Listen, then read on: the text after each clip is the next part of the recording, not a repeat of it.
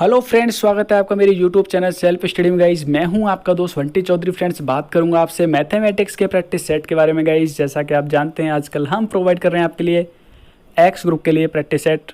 तो चलिए गाइज, आपको ये तो पता ही है कि सभी सिलेबस एक जैसा है। बात करूँ आपसे एनडीए के बारे में या फिर बात करूँ आपसे इंडियन नेवी SSR AA के बारे में, तो एक्स ग्रुप के बारे में बात करूँ या एनडीए के बारे में बात करूं या फिर SSR AA के बारे में बात करूं, सभी का सिलेबस क्या है, एक ही है। 12th स्टैंडर्ड का मैथमेटिक्स देखने को मिलता ही मिलता है। मैं सिर्फ मैथ के बारे में बात कर रहा हूं गाइज। आप ये कहें कि उसमें जीके नहीं आता या ये नहीं आता वो नहीं आता, तो ये प्रॉब्लम नहीं है गाइज। मैं आपसे ये बोल रहा हूँ कि जो प्रैक्टिस सेट में मैथमेटिक्स का करा रहा हूँ, ये मैथमेटिक्स के क्वेश्चन जो हैं सभी के लिए इंपॉर्टेंट हैं और सारे क्वेश्चन अच्छे होते हैं गाइज। जितने भी मैंने आपके सामने प्रैक्टिस सेट डाले हैं, इसी टाइप का क्वेश्चन पेपर आपको देखने को मिलेगा। और बहुत ही जल्द मैं आपके सामने लेके आऊँगा इंटीग्रेशन से संबंधित क्लास, जिसमें इंटीग्रेशन होंगे इंपॉर्टेंट सारे और मतलब सेपरेटली लेके आऊँगा, सेपरेट टॉपिक वाइज। क्लियर? तो चलिए गाइस, सबसे पहले कहना चाहूँगा कि आप इसे शेयर कर दीजिए अपने फ्रेंड्स के लिए, जो भी आप यूज़ करते हैं, टेलीग्राम यूज़ करते हैं या फिर व्हाट्सएप यूज़ करते हैं, कहीं भी शेयर कर दीजिए। और फेसबुक पर भी शेयर कर सकते हैं गाइस। और अगर आप इस चैनल पर नए हैं तो प्लीज़ चैनल को सब्सक्राइब कर लीजिएगा, साथ ही बेल आइकन को क्लिक कर लीजिएगा, जिससे नोटिफिकेशन मिले आपको सबसे पहले। तो चलिए गाइस, वीडियो पसंद आए तो लाइक कर दीजिएगा। पहला क्वेश्चन आपसे बोल रहा है x² + 2x - 5 की न्यूनतम मान क्या होगा। इसका न्यूनतम मान मतलब इसकी मिनिमम वैल्यू क्या होगी। तो गाइस देखिएगा, जब भी आपसे पूछता है इसकी मिनिमम वैल्यू मतलब इसकी न्यूनतम वैल्यू पूछता है, वैल्यू कोई भी आपके सामने फंक्शन दे रखा है, fx मान के चलता हूँ मैं इसे, तो मैंने fx ले लिया है या इसे y के इक्वल भी कर लिया, तो इसका मैंने क्या किया, वन टाइम डिफरेंशिएट किया x के रेस्पेक्ट में। क्लियर? या फिर मैं यहाँ पे y की जगह fx लेके चल सकता हूँ कि fx का डिफरेंशिएट कर लिया, इस तरीके से लेके चल सकता हूँ, कोई दिक्कत वाली बात नहीं है, इस तरीके से। और इससे मैंने क्या कर दिया, 0 के इक्वल पुट कर देता हूँ, तो यहाँ से x की वैल्यू निकल के आती है -1। अब इसका सेकेंड टाइम डिफरेंशिएट करूँगा, तो जैसे ही मैंने सेकेंड टाइम डिफरेंशिएट किया तो आता है 2, तो वैल्यू क्या निकल के आती है 2, और 2 क्या है, 0 से बड़ा। तो गाइस ये 0 से बड़ा है 2, ठीक है, आपको ये पता है। तो x = -1 क्या होगा, एक मिनिमम वैल्यू दिखाएगा। यहीं पर गाइस अगर x = -1 और यहाँ पे वैल्यू आ जाती है आपकी नेगेटिव में 2, तो ये क्या होता है, 0 से छोटा होता। और जब 0 से स्मॉल होता, 0 से छोटा होता या लेस होता 0 से यहाँ पर, तो इसका मतलब क्या होता है, तो ये क्या होगा, इस फंक्शन की वैल्यू क्या होगी, मैक्सिमम होती। क्या होती, मैक्सिमम होती, अधिकतम होती। कब होती, जब ये नेगेटिव में आता 2 तो। क्लियर? अगर 0 से छोटी वैल्यू आ जाती तो x = -1 पर क्या होता है, ये मैक्सिमम होता। लेकिन यहाँ पे देख पा रहे हैं आप, क्या आ रही है वैल्यू, 2 आ रही है, जो कि पॉजिटिव है, मतलब ये 0 से बड़ी है। जब 0 से बड़ी होती है तो इसका मतलब क्या है कि इस पॉइंट पे क्या है, ये मिनिमम है। क्या है, मिनिमम। ठीक है, उल्टा होता है गाइस, याद रखिएगा, उल्टा होता है। जब पॉजिटिव होता है यहाँ पर तो इसका मतलब क्या है, ये मिनिमम है। और जब ये वैल्यू आपकी जो निकल के आती है डबल टाइम डिफ्रेंशिएट करने के बाद, अगर ये निकल के आती है नेगेटिव, तो इसका मतलब क्या है, इस पॉइंट पे क्या होगी, मैक्सिमम होगी। क्लियर? तो देखो हमने क्या किया, ये वैल्यू पुट कर दिया आपके फंक्शन जो दे रखा है, तो यहाँ से निकल के आता है आपका -6। तो गाइज हमने x की वैल्यू जो पुट की आपके सामने -1, तो क्या निकल के आती है, -6 आपके आंसर निकल के आ जाता है। चलिए नेक्स्ट क्वेश्चन आपसे बोल रहा है गाइज कि दो समुच्चय A और B, दो समुच्चय हैं। उसने बोला है आपके सामने कि इसका यूनियन जो है किसके इक्वल है, A के इक्वल है। तो यूनियन A के इक्वल है, तो इनमें से ऑप्शन कौन सा करेक्ट हो सकता है, आपसे ये बोल रहा है।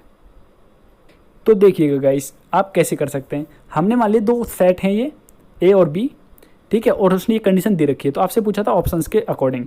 तो हमने क्या किया, ये कंडीशन लेते हैं, तो ये कंडीशन हमेशा क्या दिखाती है गाइस कि यहाँ पे B क्या है, इसका क्या है, सबसेट है। किसका सबसेट है, A का सबसेट है। तो देखो हमने लेट करके आपके सामने सॉल्व करके दिखा रखा है। एक हमने फंक्शन हमने एक सेट लेट कर लिया, A क्या है 1 2 3 4 5, और B ये कर लिया, क्योंकि उसने क्या बोला, इनका यूनियन क्या है, A है। यूनियन मतलब जितना इन दोनों में सबसे बड़ा सेट कौन सा है, A है। इसका मतलब क्या है, यहाँ पे इन दोनों में बड़ा सेट कौन सा है, A, और A के अंदर ही कौन सा सेट आ रहा है आपका, B आता है कहीं ना कहीं। ठीक है, तो देखो हमने ऐसा ही सेट ले लिया B, तो इनका यूनियन निकालूंगा तो क्या निकलेगा, ये A ही निकलेगा, हमने कंडीशन के अकॉर्डिंग लिया है।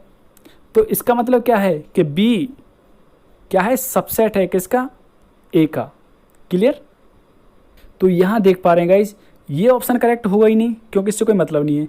ये ऑप्शन करेक्ट हो नहीं सकता, क्योंकि जब यूनियन की बात हो रही है तो यहाँ पे बी भी आ सकता था गाइज, यहाँ पे ए ही ले रखा है इसने।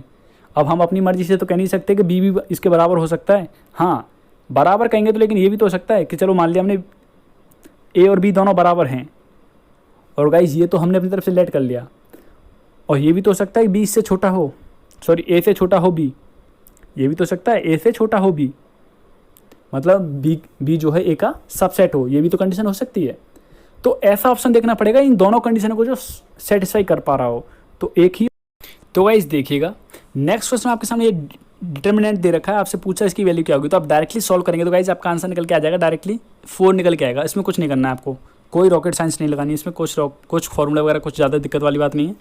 नेक्स्ट क्वेश्चन आपसे बोल रहा है, इस टाइप का क्वेश्चन मैंने इससे पहले भी जो वीडियो में कराया था, वहाँ क्या था, वहाँ पे बात हो रही थी आपके रिंग के बारे में, कुछ ऐसा ही ऑप्शन। हाँ इसमें ऐसा था कि 3, 4, 5, 6 और 7 इतने अंक दे रखे थे, और बोल रखा था 1000 से बड़ी कितनी संख्या बनाई जा सकती हैं इससे, ये क्वेश्चन था। लेकिन यहाँ पे क्या है, इसने बोला है आपसे कि इतने अंक दे रखे हैं, 3, 4, 5 और 6 ये अंक दे रखे हैं। तो आपसे पूछा जो इकाई का जो अंक बनेगा गाइस, मतलब इकाई का जो अंक होगा उनका सम क्या होगा। ठीक है, जैसे मान के चलो 4, 5, 6 या 3 हमने फिक्स कर दिया, तो यहाँ से क्या बन सकता है, एक ये बन सकता है, लास्ट टाइम 3 को ही रखना है हमें, और क्या बन सकता है, और बन सकता है गाइस 6, 5, 4, यहाँ लास्ट में 3 रखना है। तो मतलब जो इकाई अंक आएंगे इनका सम, तो और संख्या निकलेंगी। अब इकाई अंक में दूसरा कर दूंगा कोई सेलेक्ट, मतलब मैं इसको हटा देता हूँ 4 को, अब मैं यहाँ 4 कर देता हूँ 3 की जगह, हर जगह 3, 4 होना चाहिए। ठीक है, तो इससे जो इकाई अंक निकलेंगे उनका सम, मतलब सबका सम निकाल के बताना है कितना योग आएगा। तो देखिए गाइस हमने कर दिया 3 को फिक्स, इकाई अंक क्या है 3 है, अब इकाई अंक 3 है, बाकी के आपके कितने अंक बचते हैं, ये 3 अंक बच जाते हैं, मतलब एक 6 बचा है, 5 बचा है और 4 बचा है। तो ये तो अपने स्थान बदल सकते हैं, ये तो हमने फिक्स कर दिया है, तो ये अपने स्थान क्या करेंगे, बदल सकते हैं। तो कितना आएगा सम, यहाँ से निकाल सकते हैं, जब 3 आएगा तब उनका सम तो निकाल सकते हैं। 3 को मल्टीप्लाई में रखा हुआ है, इसको ब्रेक करेंगे तो 6 आएगा, मतलब 18 आएगा सम। ठीक है, मतलब सिंपली बात यह है कि 18 से आप क्या समझ पा रहे हैं, यहाँ पर 18 से आप समझ पा रहे हैं कि यहाँ 3 जिनके लास्ट में होगा ना, और इन अंकों से कितनी संख्या बनाई जा सकती है ऐसी, जो जिसके लास्ट में 3 होगा तो वो बनाई जा सकती है गाइज आपकी 6 संख्याएं बनाई जा सकती हैं। अब बात करूँ 4 को फिक्स कर दिया तो यहाँ से निकल जाएंगी, ऐसे ही 5 को फिक्स कर दिया तो इतनी निकलेंगी, 6 को फिक्स कर दिया तो ये, तो इन सबको जोड़ के इनको एक्सप्रेस करके इनको ब्रेक करके जब आंसर निकलेगा क्या निकलेगा 108। नेक्स्ट क्वेश्चन आपसे बोल रहा है गाइज, यदि एक विषम सममित मैट्रिक्स, ठीक है, उसने बोला है एक विषम सममित मैट्रिक्स है, उसने बोला n धनात्मक पूर्णांक संख्या है। अब आपसे बोला ये क्या निकल के आएगा, a की पावर n, ये बताना है आपको। तो भाई इसका जो ऑप्शन होगा ऑप्शन नंबर डी आपका करेक्ट होगा, क्योंकि गाइस उसने क्या बोला n एक धनात्मक, मतलब एक n एक इंटीजर नंबर है गाइस, जो कि धनात्मक इंटीजर है।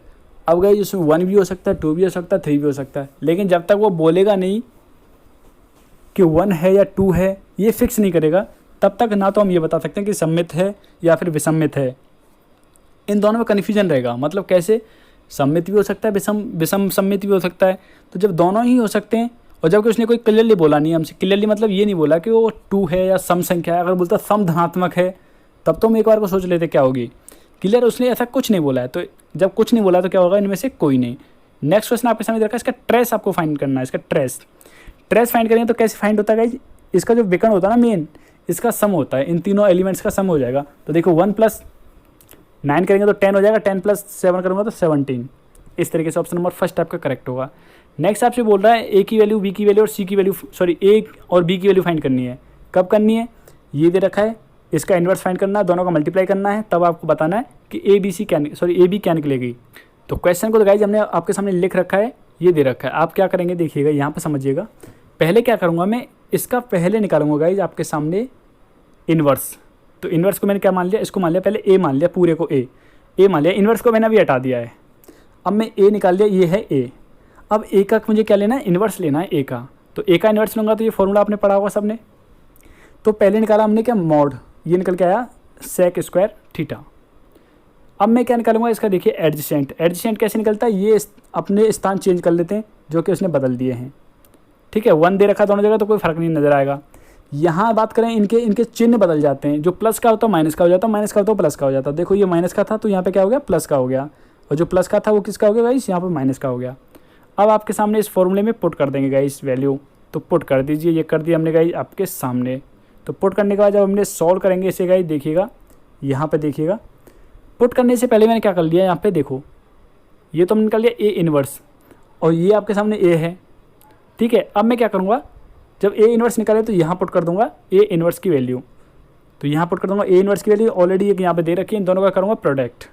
तो प्रोडक्ट करने से पहले मैंने क्या कर दिया था, यहाँ पे आपके सामने लिखा हुआ है जो कि आपके यहाँ बचा हुआ था, प्रोडक्ट किया तो ये निकल के आया। यहाँ पे हमने क्या कर दिया, सेक स्क्वायर का क्या कर दिया, अंदर डिवाइड कर दिया, ठीक है। 1/सेक स्क्वायर का क्या कर दिया, एक तरह से मल्टीप्लाई कर दिया, या फिर बात करूँगा आपसे सेक स्क्वायर का क्या कर दिया मैंने, डिवाइड कर दिया हर किसी के नीचे, देख सकते हैं यहाँ पे। अब क्या करें, कंपैरिजन किया तो मतलब ए इक्वल टू क्या निकल के आता है, ये वैल्यू, और बी इक्वल टू क्या निकल के आती है, ये वैल्यू। तो ए निकल गया ये, बी निकल गया ये। अब मैंने अलग अलग डिवाइड कर दिया गाइस आपके सामने, अलग अलग डिवाइड मतलब पहले 1 को इसके नीचे रखा, सॉरी 1 के नीचे रखा इसको, फिर ये रखा। अब यहाँ से कैसे आया ये बताना आपको, देखिएगा ये साइन को मैं क्या लिख सकता हूँ, सॉरी 10 को लिख सकता हूँ साइन इस तरीके से, 10 वाली कंडीशन को, और सेक स्क्वायर थीटा इस तरीके से लिखा मैंने, 10 को लिख सकता हूँ, बाकी क्या रखा सेक स्क्वायर थीटा, ये क्या है सेक स्क्वायर थीटा। तो गाइस आपको ये तो पढ़ाई है आपने कि sec square theta, sorry sec theta into cos theta equal to क्या होता है, 1 होता है। तो देखो अगर मैं इस 2 को हटा दूँ, यहाँ से भी 2 को हटा दूँ और होल पावर 2 कर सकता हूँ, और इसकी वैल्यू क्या हो जाती है गाइस, 1 हो जाती है, क्या हो जाती है, 1 हो जाती है, ठीक है। जब इसकी वैल्यू 1 हो जाएगी और क्या आ जाएगा, 1 का स्क्वायर यही रहेगा, तो इसलिए ऊपर क्या बचेगा, सिर्फ ये बचेगा साइन स्क्वायर थीटा। तो देख सकते हैं इसका डायरेक्टली फॉर्मूला होता है त्रिकोणमिति में, ये इसके इक्वल होगा, इसके इक्वल।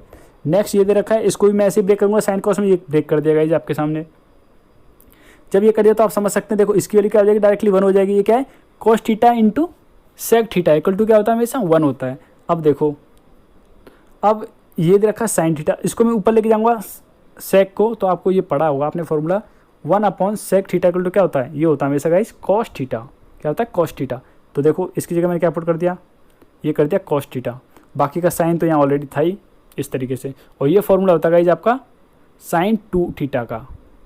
तो गाइज आपका जो ऑप्शन होगा करेक्ट, साइन 2 थीटा और कॉस 2 थीटा।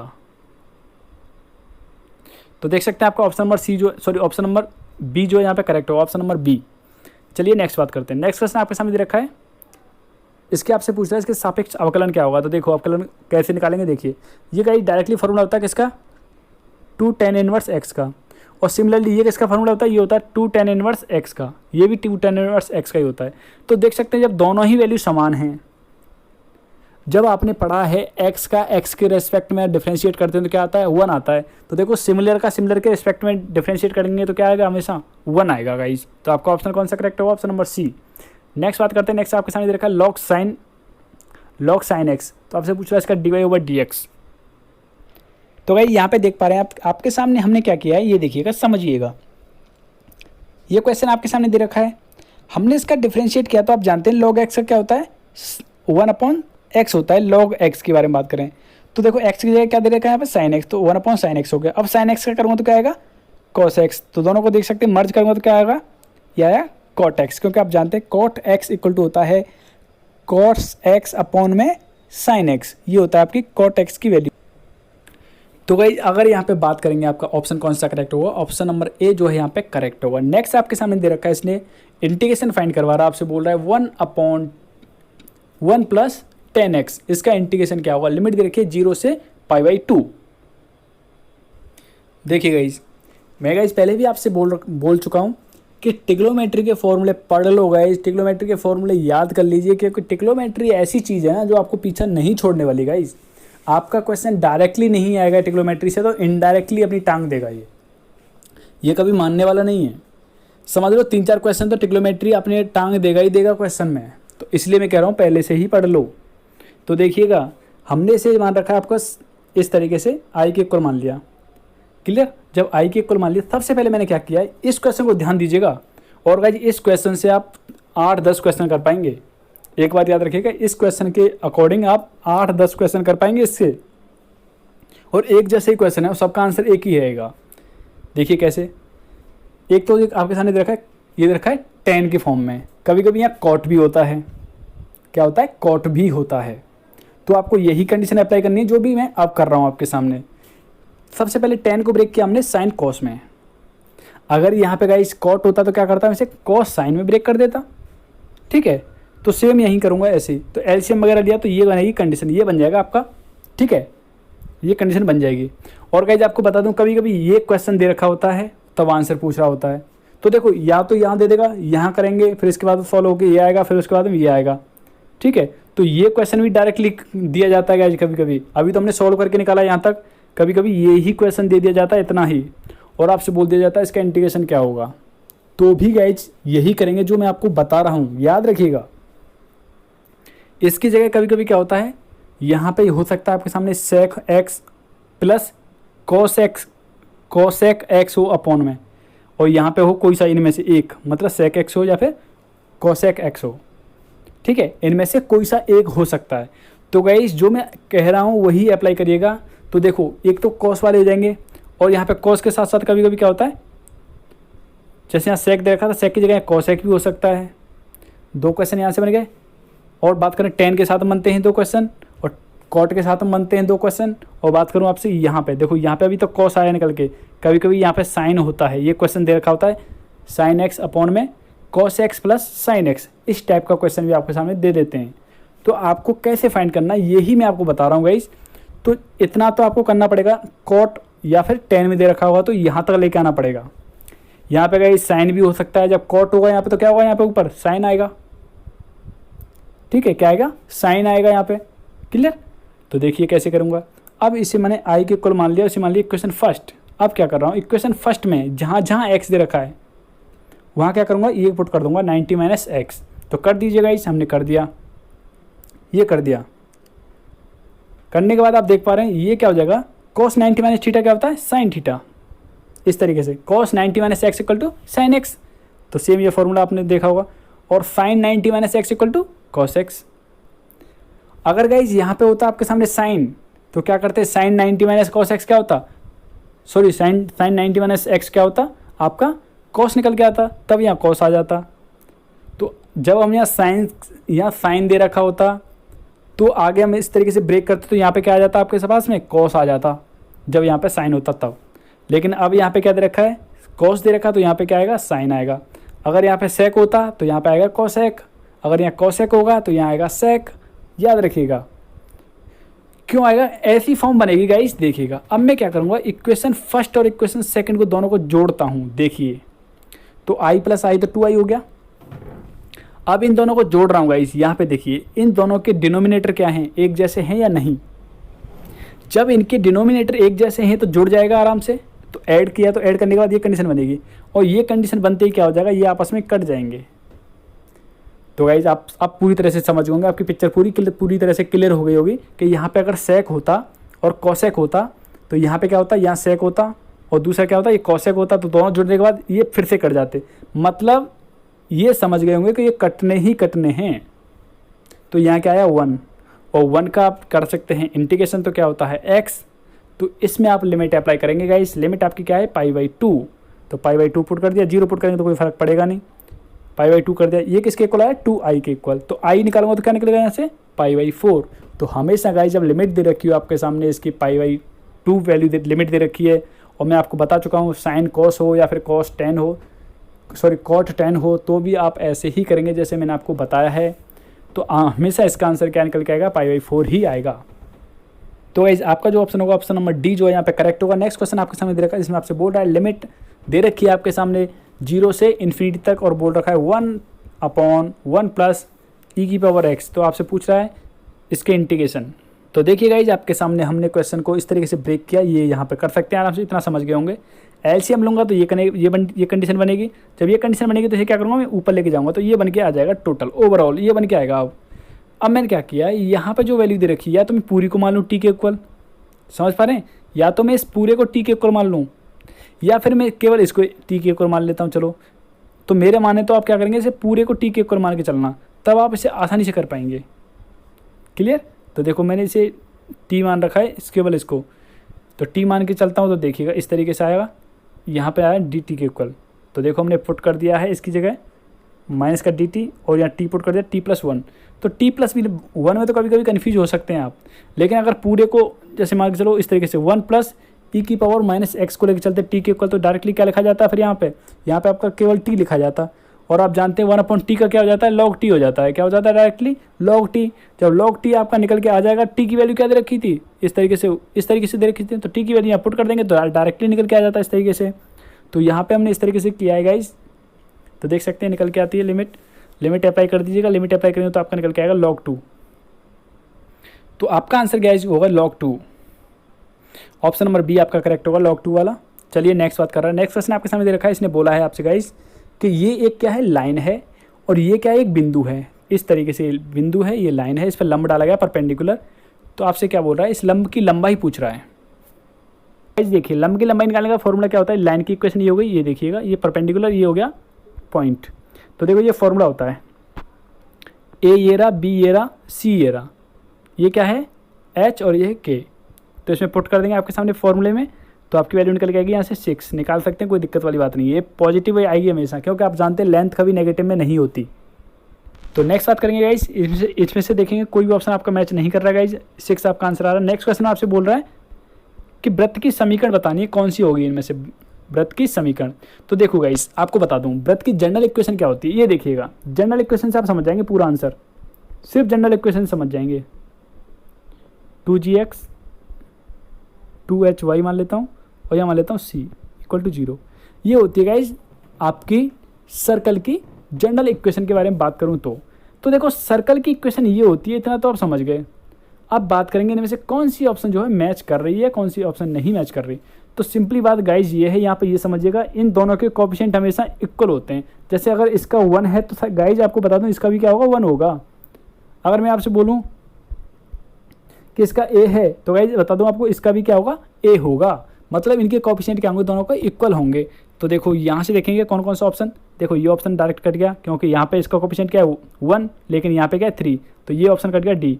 सिमिलरली ऐसे कट गया आपका बी, क्योंकि यहाँ आप देखेंगे कोएफिशिएंट क्या है x² का 1 है, लेकिन y² का क्या है यहाँ पे 2 है, तो ये ऑप्शन गलत। अब बचता है यहाँ पे सी ऑप्शन के बारे में बात करेंगे। तो यहाँ पे आप इसे भी कर सकते हैं, इसे भी बता सकते हैं कैसे, क्योंकि यहाँ पे देखिए कोएफिशिएंट दोनों के अलग अलग हैं, तो ये भी क्रॉस। तो आपको एक ही ऑप्शन बचा जिसके कोएफिशिएंट क्या है 1 1 इक्वल हैं। तो मैंने आपसे क्या बोला, x² और y² के दोनों के कोएफिशिएंट क्या होते हैं, हमेशा इक्वल होते हैं सर्कल की इक्वेशन में, याद रखिएगा। यहीं से कर सकते हैं आप इसमें आइडिया लगाने लग जाओ कहीं अपने, सॉल्व करके तो आ ही जाएगा। अगर आप थोड़ा स्मार्ट वर्क करना चाहते हैं तो स्मार्ट वर्क यही कहलाता है गाइस। स्मार्ट वर्क आपको कितना कॉन्सेप्ट क्लियर है, कॉन्सेप्ट क्लियर तभी होगा गाइस आप प्रैक्टिस करेंगे। क्लियर। नेक्स्ट बात कर रहा है, नेक्स्ट आपसे बोल रहा है a + b + c, इन ये ट्राइंगल, मतलब ट्राइंगल के क्या हैं, एंगल हैं। तो बोल रखा है कि इसके 180 के इक्वल है। तो आपसे पूछ रहा है sin a + sin b + sin c का मान क्या होगा। तो गाइस यहाँ पे आप देख सकते हैं, ये आपके सामने हमने लिख लिया है। ये देखो इसमें क्या करा हमने, इन दोनों को लेके क्या करता हूँ मैं, इन दोनों को लेके क्वेश्चन को सॉल्व कर रहा हूँ। तो ये बनेगी कंडीशन, ये आपका साइन, ये इस तरीके से लिखा हुआ है, साइन सी यहीं लिखा हुआ है, ठीक है। अब यहाँ पे देखिएगा, इसे मैं क्या लिख सकता हूँ, यहाँ से ए बी की वैल्यू निकालूँ, क्या निकलेगी, यहाँ निकलेगी 180 - c, निकलेगी नहीं निकलेगी यहाँ से। तो 180 - c यहाँ पुट कर दिया गाइस, देख सकते हैं। बाकी का आपका कुछ नहीं किया, यूँ का त्यों लिखा हुआ है। अब यहाँ पे आप देख पा रहे हैं, इसे मैं करूँगा, क्या कर सकता हूँ, इसे कर दूँगा 90 - c/2। जब 2 का डिवाइड कर दूँगा 180 में 2 का डिवाइड कर दूँगा c के अंदर, तो क्या निकलेगा, ये कंडीशन बनेगी। तो यहाँ से क्या हो जाएगा 90 - c/2, आगे क्या लगा हुआ है, साइन लगा हुआ है। तो आप जानते हैं साइन 90 - थीटा क्या होता है, cos थीटा, और थीटा की जगह क्या दे रखा है c/2। तो क्या हो जाएगा यहाँ से cos c/2, ये हो गया। और इसको मैंने ब्रेक कर दिया फॉर्मूले से, कौन सा, ये फॉर्मूला होता है ये। तो यहाँ से हमने क्या किया, 2 कॉमन निकला, 2 यहाँ भी कॉमन है, यहाँ भी कॉमन है, देख सकते हैं। और आपने देखा ये और ये दोनों कॉमन है, तो ये हमने बाहर निकाल दिया। अब बचा हुआ है ये दोनों बचे हुए हैं, जैसा कि आप देख पा रहे हैं यहाँ पर। तो यहाँ पे हमने फॉर्मूला लगाया, क्योंकि आप जानते हैं a + b + c = होता है 180, ये उसने बोल रखा था पहले से। तो यहाँ c निकालूंगा, क्या निकलेगा 180 - a + b, इन दोनों को सम क्या कर दूंगा, माइनस कर दूंगा 180 से। क्लियर। तो हमने पुट कर दिया यहाँ पे गाइस, देख सकते हैं। अब ये क्या करूँगा, फिर दोबारा से हम डिवाइड करूँगा, मैं 2 से डिवाइड किया, क्या आएगा 90, और यहाँ आएगा a + b का होल / 2, ठीक है, इस तरीके से बनेगा, ठीक है। तो यहाँ से देखिए ये क्या है, आगे लगा हुआ साइन, देख सकते हैं यहाँ पे क्या लगा हुआ, साइन लगा हुआ है। तो आप जानते हैं साइन 90 - थीटा, और थीटा की वैल्यू क्या है, ये दे रखी है थीटा की वैल्यू। तो थीटा की वैल्यू ये है। तो गाइस आप देख सकते हैं यहाँ से क्या निकलेगा, कॉस निकलेगा। अब कॉस वाले में फिर कॉस की कंडीशन लगा दूंगा, देख लीजिएगा। इसको ब्रेक किया, फिर इसको ब्रेक किया, तो तो कौन सा फॉर्मूला देखिएगा, समझ जाएंगे इस फॉर्मूले से। कॉस ए प्लस बी वाला फॉर्मूला लगाया है दूसरे वाले में, और कॉस ए माइनस बी वाला फॉर्मूला लगाया है पहले वाले में। ठीक है, तो ये दोनों फॉर्मूले लगाएगा इस, ये देखिएगा यहाँ से जो कट रहा है उसे काट देंगे, ये कट गया आपस में। अब ये क्या है, 2 हो जाएंगे, तो इस तरीके से ये हो गया 2। तो देखो यहाँ हो गया इस तरीके से 2 का 2 से मल्टीप्लाई 4 हो गया। अब यहाँ क्या क्या हो गया, cos A upon 2, cos B upon 2 और कॉस सी अपॉन 2। तो गाइस यहाँ पे जो ऑप्शन करेक्ट होगा आपका ऑप्शन नंबर डी जो है यहाँ पे करेक्ट होगा। नेक्स्ट बात करते हैं, नेक्स्ट क्वेश्चन आपके सामने दे रखा है, बहुत ही अच्छा क्वेश्चन है गाइस, समझ जाएंगे तो खेल जाएंगे, नहीं तो नहीं होगा क्वेश्चन। देखिएगा कैसा क्वेश्चन दे रखा है। इसने बोला है आपसे, झील के तल से 200 मीटर ऊंचाई पर एक बिंदु है। मतलब मान लो ये झील का तल यहाँ पे है, कोई 200 मीटर ये ऊंचा कोई बिंदु है, यहाँ पर ये बिंदु है 200 मीटर ऊंचा। यहाँ से बादल के किसी बिंदु का, यहाँ से कितना दे रखा है एंगल, यहाँ से 30 डिग्री बोल रहा है। और उसने बोला है बादल के उस बिंदु से, उस बिंदु जो जिस बिंदु से आपने एंगल बनाया है उस बिंदु तक का जो अवनमन कोण है कितना है, 30 डिग्री है। अवनमन कोण कैसे बनता है, इस तरीके से, ये क्या है 30 डिग्री। देखो फिगर से समझ जाएंगे। तो आपसे बोल रहा है कि तल से बादल के बिंदु की ऊंचाई कितनी है, तल से बादल के बिंदु की ऊंचाई कितनी है। तो देखिएगा इस ये क्वेश्चन आपके सामने दे रखा था, हमने क्या किया, इसका फिगर बना के आपके सामने दिखा रहे हैं। देखिएगा हमने क्या किया, उसने बोला तल यहाँ पे, मान लिया हमने तल यहाँ पे 200 मीटर ऊंचा हो गया यहाँ तक, और यहाँ से उसका उन्नयन कोण कितना हो गया 30 डिग्री। लेकिन उसने बोला है कि बादल के उस बिंदु से, बादल के इस बिंदु से इसकी परछाई का एंगल, मतलब अवनमन कोण कितना दे रखा है इसने, अवनमन कोण मतलब 60 डिग्री बोल रखा है उसने, 60 डिग्री बोल रखा। तो आपसे पूछ रहा है यहाँ से, मतलब तल से बादल के पॉइंट की ऊंचाई, मतलब बादल के बिंदु की ऊंचाई कितनी होगी, ये आपसे फाइंड करवा रहा है। तो देखिएगा यहाँ डॉटेड, ये आपका 60 डिग्री है गाइस, क्लियर। तो देखो अब ले रहे हैं ऊपर वाले ट्राइंगल में, मैं ले रहा हूँ ऊपर वाले ट्राइंगल में। देखो tan 30, ठीक है, tan 30 इक्वल टू क्या होगा, लंब बट्टे आधार, मतलब परपेंडिकुलर अपॉन बेस। परपेंडिकुलर के कितना है यहाँ का, इस ट्राइंगल के बारे में बात कर रहा हूँ, यहाँ क्या है h, तो h अपॉन x, ये हमने x मान लिया गाइस अपनी तरफ से x। तो यहाँ से x की वैल्यू निकली, क्या निकल के आती है, √3h निकल के आ जाती है x की वैल्यू। इसे इक्वेशन फर्स्ट मान लो। अब क्या करना है, अब हम पूरे ट्रायंगल, बड़े वाले ट्रायंगल को लेता हूँ, इस वाले को। तो यहाँ तक देखिए, यहाँ से यहाँ तक की दूरी तो दूरी तो क्या होगी 400 हो जाएगा, क्योंकि 200 ये है 200 ये है, तो टोटल डिस्टेंस कितनी होगी 400। तो 400 प्लस ये कितनी होगी h, तो ये क्या हो जाती है, इसकी पूरी डिस्टेंस हो जाती है यहाँ से यहाँ तक की हाइट जो है। ठीक है, इसे क्या बोल रहा हूँ मैं आपसे, परपेंडिकुलर कितना हो जाता है, टोटल इतना हो जाता है 400 plus h upon base. Base क्या है यहाँ पे x ले रखा है, तो यहाँ x आ गया इस तरीके से। और आप जानते हैं tan 60 की वैल्यू क्या होती है, √3, और x की वैल्यू यहाँ से पुट कर दूंगा। तो जैसे मैं यहाँ से पुट करूँगा, क्या पुट करूँगा, √3h पुट करूँगा। तो आप जानते हैं √3 इंटू √3 क्या हो जाता है, 3 हो जाता है, तो 3h आ जाएगा यहाँ से। तो 3h इक्वल टू आ जाएगा 400 प्लस h। तो यहाँ से 2h इक्वल टू 400, तो h निकालूंगा तो क्या निकल के आता है यहाँ से 200, क्लियर। तो जो h निकाला गया ये क्या निकला 200, और यहाँ से ये भी देखो, यहाँ से ये दूरी कितनी थी 200, तो यहाँ से ये भी क्या होगी 200 होगी, यहाँ तक भी 200 है ये, और यहाँ से ऊपर h की दूरी भी क्या है 200। तो h प्लस ये करूँगा तो कितना हो जाएगा, टोटल 400 हो जाएगा। मतलब यहाँ से यहाँ तक की टोटल डिस्टेंस क्या हो जाएगी 400। और उसने यही पूछा था कि झील के तल से बादल के बिंदु की ऊंचाई कितनी है टोटल। तो गाइस समझ पा रहे होंगे आपका ऑप्शन क्या निकलेगा 400, ऑप्शन नंबर डी जो है यहाँ पे करेक्ट होगा। नेक्स्ट क्वेश्चन आपके सामने दे रखा है, तो आपने एक फॉर्मूला तो पढ़ा ही था, देखो कौन सा formula, sin A cos B plus cos A sin B। तो ये फॉर्मूला होता था किसका, sin A प्लस B का, clear, sin A plus B का फॉर्मूला होता था ये। तो ये ऐसा ही हो जाएगा सेम। तो ये बनेगा sin A प्लस B, तो मतलब A की जगह क्या है 79 और B की जगह क्या है यहाँ पे 11, तो दोनों को सम करूँगा क्या आएगा 90। और आप जानते हैं sin 90 की वैल्यू क्या होती है 1 होती है, तो आपका ऑप्शन नंबर फर्स्ट आपका करेक्ट होगा। नेक्स्ट बात करते हैं, नेक्स्ट क्वेश्चन आपके सामने दे रखा है, आपसे पूछ रहा है इसकी वैल्यू क्या होगी। तो देखिए कैसे करेंगे, इसकी वैल्यू कैसे फाइंड करेंगे।